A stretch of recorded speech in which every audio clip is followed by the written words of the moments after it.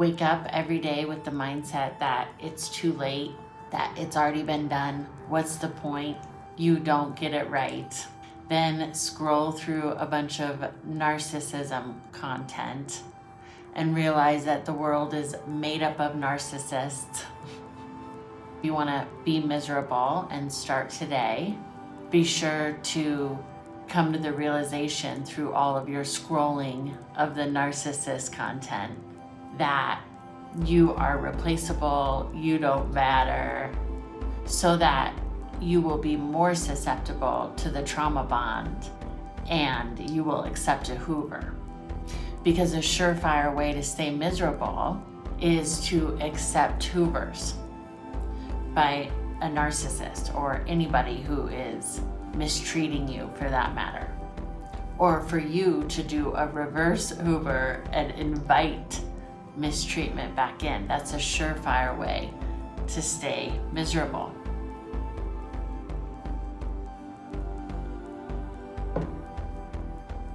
Take only criticism as the fabric of your being, rather than taking on feedback and sifting through what can be beneficial for you. Don't do that. You can blame your crappy childhood or somebody else or that past relationship. Ridicule yourself a lot. Make fun of how you look, what you've done in the past. Make sure that you adopt all your old stories as if that is who you are from now until the end of time. Every bad thing that has ever happened to you, every story is you. And it's important to stay miserable to believe any negative story, whether it was from a movie, the news, or whether it happened in your life. You gotta adopt that as if that is just the way it is. Retell those stories a lot and often to anybody that will listen, so that you'll also attract other people who want to tell stories like that. Because then you're sure to be in misery, because misery loves company, when you guys can share in that. It's also much easier for a narcissist to Hoover you back. Definitely accept Hoovers. Always accept Hoovers. If you want to have a life of misery, definitely accept each and every Hoover. Become a massive people pleaser. Try hard, but then if you're told that you're trying too hard, try less hard. And make sure that you're always attuning to everybody else's feelings and emotion, no matter who they are, whether you think that their life is something that you aspire to or not. Just take their advice. Make sure you don't do anything creative. Nothing that's going to expand your imagination. You don't want the ability to think past your current circumstance, especially if your current circumstance is something really negative. You want to stay in that. So you don't want to do anything that's going to expand your imagination. Nothing creative. You don't want to get the blood flowing either. So no exercise. The more you can just sort of atrophy, the better. And then on top of it, if you can feed yourself really toxic foods, chemicals, any kind of drugs, anything like that. So you're feeding your mind a constant diet of negativity. And then you also want to feed your body that same negativity and reinforce it daily if you want to stay miserable. Okay, this is very, very important. Just don't drink a lot of water and don't stay hydrated, because like the more dehydrated you can become, the more negative. Also will help you to become sleep deprived, and when you're sleep deprived, you can also stay miserable. Remember to blame and to shame a lot and often, yourself or others, everybody.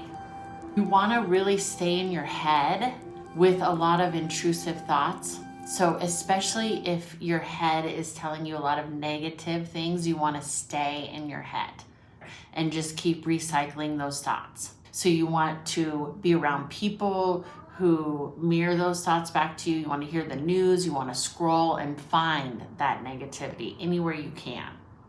If you do have any creative insights, an idea, something you want to share, make sure that you look up and see if anybody else has done it first, better, faster, prettier, better looking, whatever, so that it shuts down your internal instinct and stream of consciousness that was actually connected to humanity. And that's why other people had the idea.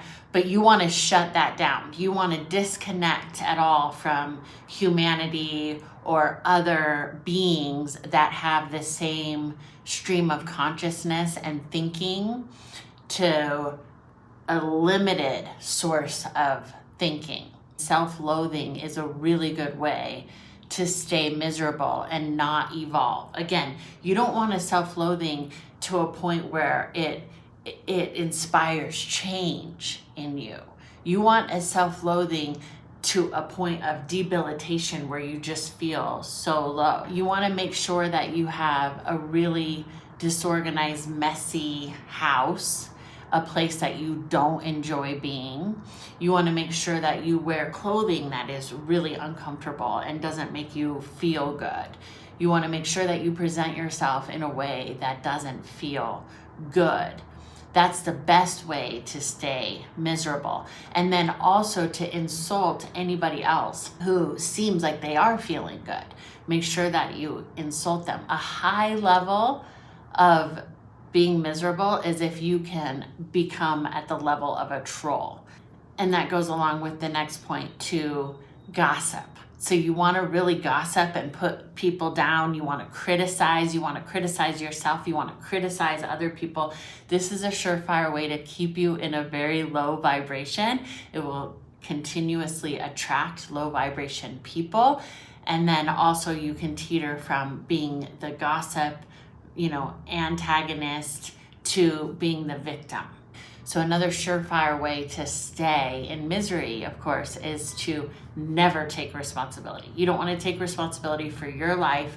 You don't want to take responsibility for your feelings, okay? You want to always be ruminating over the past or in fear of the future. You want to avoid meditation, yoga, anything that's going to help you to connect to the divine, the present moment, prayer, spirituality, anything like that you want to really stay away from if you want to stay miserable. You also don't want to read anything enlightening or anything like that from somebody who has overcome, great challenges, from anybody who's overcome horrible, hard situations. You don't want to be inspired by anything like that, because it'll be proof that you could pull yourself out of this situation if you just shifted your consciousness. Okay, if that is nauseating to you, that's actually a good sign. One way that you can snap out of it, get out of that fight or flight, transform the fight or flight. If you want to be miserable, hey, then that's up to you. And really, those are the tips. But if you're like, that actually doesn't sound fun for my one and only precious life, then you can simply catch yourself and do the opposite. Be as simple as that. Ask yourself, is this good for me or bad for me? Is this good for my brain or bad for my brain? A neurologist, I think his name is Dr. Naiman. You could look him up. He's like a famous neurologist on YouTube, and he talks about brain health.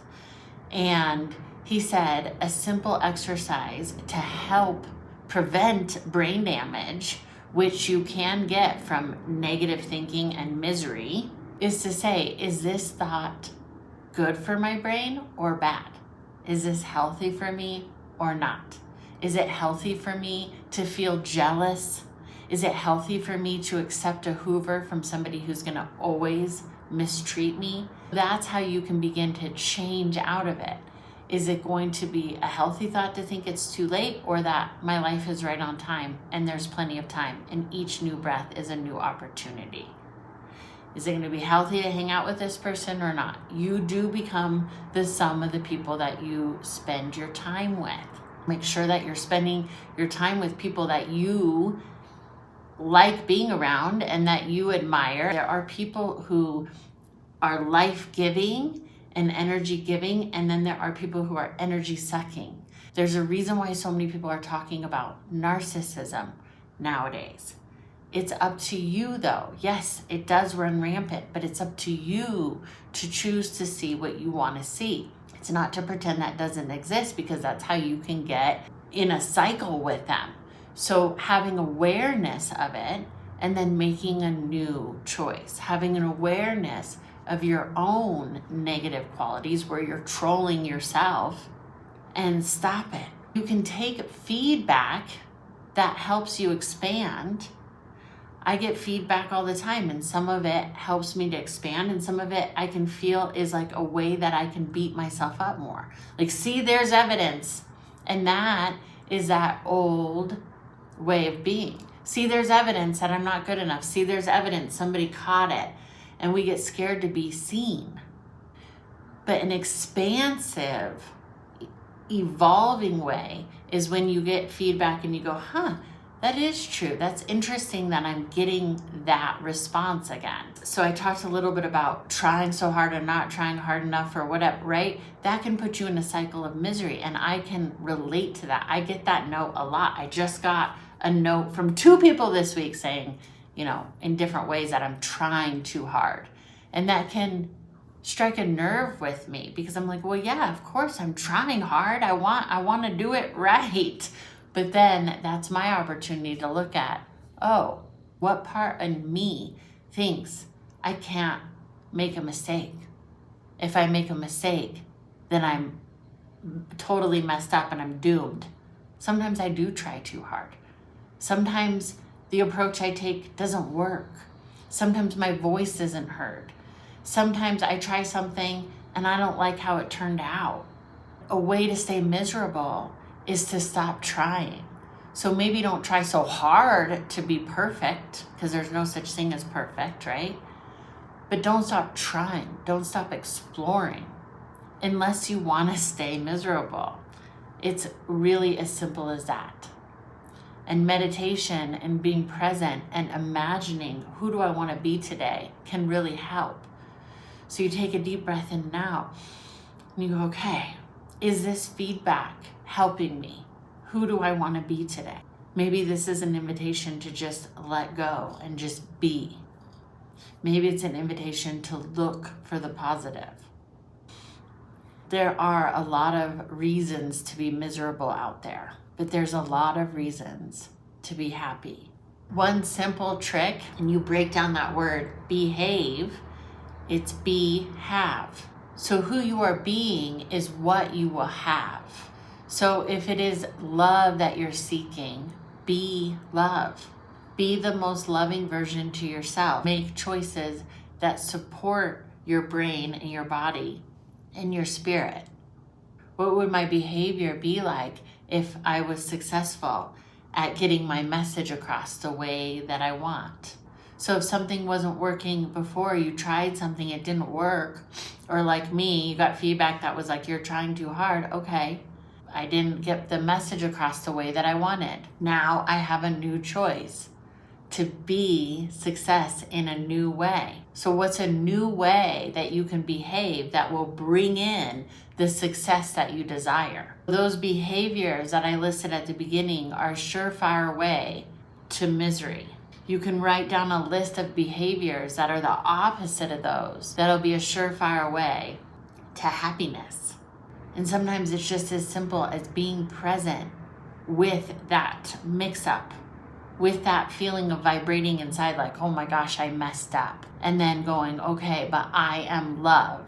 So I'm gonna be loving in this moment to myself and go, I'm allowed to make mistakes. If you brought in a Hoover, instead of beating yourself up and then staying in that cycle, make a new choice. And as you make new choices, as you do the opposite of each of the things that lead to misery, soon now you are behaving in a new way. Try something else. If it feels like you're trying too hard, maybe back off and try a little less. Push yourself past the comfort zone and allow yourself to make mistakes. Otherwise, you'll keep doing that same old thing. And we know how misery happens. So the next time if you feel miserable, Ask yourself why. And if it really is because of some life-changing event that was really sad, honor and have grace for yourself that you feel sad because you loved, but don't welcome the misery by adopting all those other behaviors over and over, unless that's what you want. I think we got the point. I'll see you next time.